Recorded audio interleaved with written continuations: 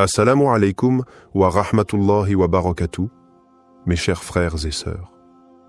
Aujourd'hui, je vous invite à plonger dans un mystère que peu osent aborder. Une vérité voilée, silencieuse, profonde.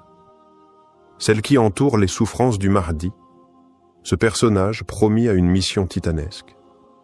Mais si l'on vous disait que, bien avant son apparition, il souffre déjà, qu'il porte en lui une douleur invisible, connue seulement d'Allah et révélée à certains cœurs éclairés. Ce que nous allons évoquer aujourd'hui n'est pas un récit classique de triomphe, de conquête ou de gloire.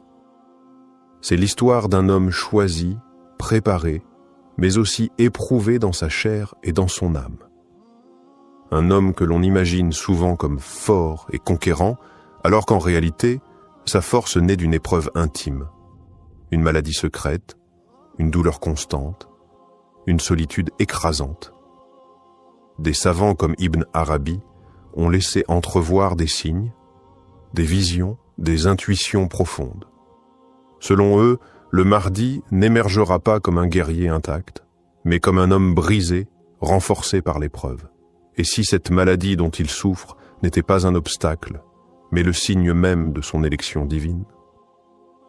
Aujourd'hui, il ne s'agit pas seulement de parler du Mahdi comme d'un futur dirigeant.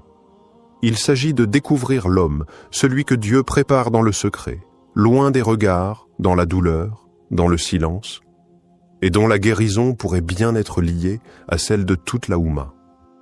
Frères et sœurs, êtes-vous prêts à entendre ce que peu osent dire? Êtes-vous prêts à voir le Mahdi, non pas comme un mythe, mais comme un cœur qui saigne pour nous?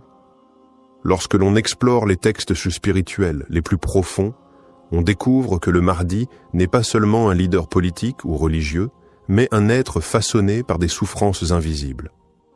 Des figures comme le cheikh Ibn Arabi, dans ses révélations mystiques, évoquent un être dissimulé, éprouvé dans son corps et dans son âme, avant même d'apparaître au grand jour.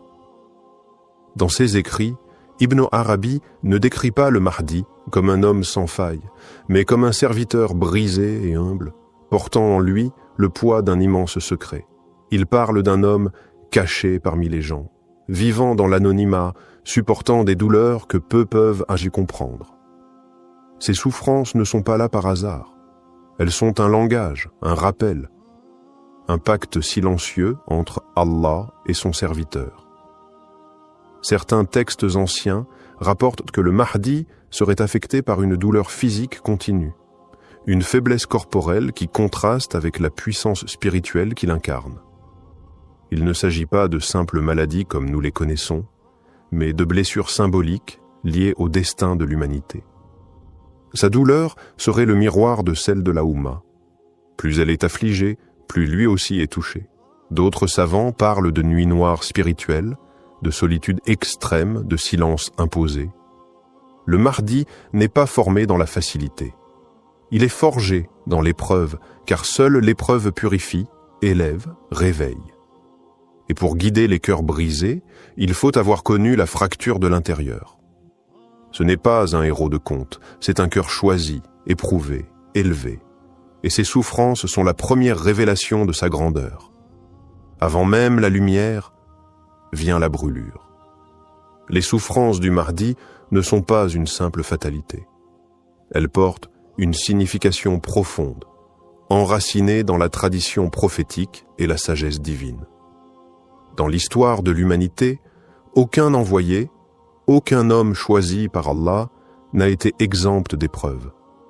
La douleur devient alors un sceau d'authenticité, une preuve de la proximité d'Allah.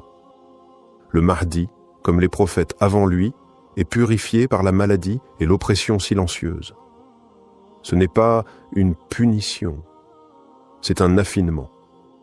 Allah façonne ainsi ses élus, en brisant leurs attachements à ce bas monde, en les rendant entièrement dépendants de lui. Chaque douleur ressentie par le Mahdi l'arrache un peu plus à la dunya et l'élève vers l'invisible. Des savants disent que cette douleur est un secret entre Allah et son serviteur, une conversation muette, continue, qui l'accompagne jour et nuit. Elle le protège de l'orgueil, de l'impatience, de la colère. Elle le garde humble, doux, silencieux. Elle le pousse à se réfugier dans la prière, dans l'invocation, dans les larmes. C'est dans cette intimité spirituelle, loin des hommes, que le Mahdi est préparé. La maladie n'est donc pas un frein à sa mission. Elle en est la fondation. Comme un feu purificateur, elle brûle en lui tout ce qui pourrait entraver son rôle. Elle détruit l'ego, elle assèche les désirs, elle vide son cœur pour que seul Allah y demeure. Et lorsqu'il sortira, il ne sera pas un homme fort par ses muscles, mais un homme fortifié par la douleur, lucide, doux et redoutable. Car sa souffrance, loin de l'affaiblir, l'a transformé en miroir limpide de la volonté divine. L'un des aspects les plus marquants du parcours du Mahdi, tel que décrit par plusieurs savants spirituels, est son isolement profond et volontaire, imposé par Allah. Cet isolement n'est pas une fuite. C'est un ordre divin, une nécessité pour forger un être capable de supporter la lumière et le poids d'une mission planétaire. Comme Moussa a été retiré du peuple pendant 40 nuits, comme le prophète Muhammad a été isolé dans la grotte de Hira, le Mahdi est tenu à l'écart, loin du tumulte, loin des regards. Cet isolement est dit marqué par le silence, la solitude, la douleur physique et la réflexion intense. Il vit parmi les hommes, mais il est comme invisible. Allah l'a caché, non par peur, mais par sagesse. Il ne doit pas être contaminé par les passions de ce monde. Chaque jour, il observe, il pleure, il patiente. Son cœur est brisé 1000 fois par ce qu'il voit, l'injustice, la décadence morale, la confusion dans la Oumma. Mais cet isolement n'est pas un abandon, c'est l'école secrète d'Allah. Loin des applaudissements et des louanges, c'est là qu'il apprend la vraie reliance. Il découvre la force du tawakkul, l'endurance, la douceur face à la douleur. Ce silence qui pourrait tuer un autre homme renforce le Mahdi. Il n'a pas besoin de paraître, il a besoin d'être. Et Allah le prépare dans le mystère, comme on façonne une lame dans l'obscurité avant de l'exposer à la lumière. C'est dans ce vide apparent que la grandeur du Mahdi prend forme, doucement, mais inévitablement. La souffrance du Mahdi ne se limite pas à une maladie physique identifiable. Elle est bien plus profonde, intérieure, subtile, invisible aux yeux du monde. Il ressent une fatigue constante, comme si son corps portait le poids d'une autre époque, d'un autre monde. Son cœur est souvent lourd, sans cause apparente. Il ressent une tristesse sans nom, une sorte de mélancolie spirituelle que même la prière ne dissipe pas entièrement, car elle ne vient pas de lui, mais de ce que lui fait porter Allah. Parfois, il est pris d'angoisse silencieuse, de douleur dans la poitrine, de fièvre qui ne laisse aucune trace, des maux qui ne se guérissent ni par les remèdes ni par le repos. Ce sont des symptômes de l'âme, des blessures profondes liées à son destin. Il est le cœur battant d'une Oumma malade, et chaque battement est teinté d'un écho du mal qui touche la communauté. Il connaît aussi les douleurs du doute, non pas envers Allah, mais envers lui-même. Pourquoi suis-je encore là? Pourquoi suis-je celui qui doit porter ce fardeau? Il pleure parfois seul, dans la nuit, en se sentant indigne. Et pourtant, c'est précisément ce doute qui confirme son authenticité. Car seuls les véritables serviteurs se sentent trop petits pour une tâche immense. Il ne parle pas de sa souffrance. Il la cache. Il sourit parfois, mais au fond, son âme est en feu.